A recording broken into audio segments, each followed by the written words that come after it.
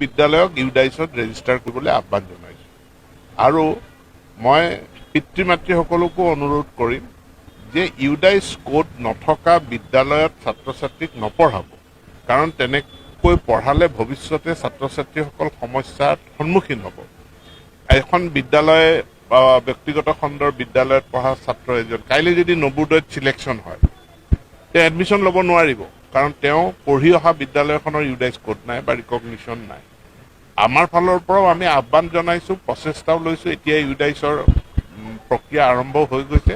সকলো বিদ্যালয়ে যাতে এনৰোল কৰে, সকলো বিদ্যালয়ক ইউডাইছত ৰেজিষ্টাৰ কৰিবলৈ আহ্বান জনাইছোঁ আৰু মই পিতৃ মাতৃসকলকো অনুৰোধ কৰিম যে ইউডাইছ কোড নথকা বিদ্যালয়ত ছাত্ৰ ছাত্ৰীক নপঢ়াব কাৰণ তেনেকৈ পঢ়ালে ভৱিষ্যতে ছাত্ৰ ছাত্ৰীসকল সমস্যাৰ সন্মুখীন হ'ব।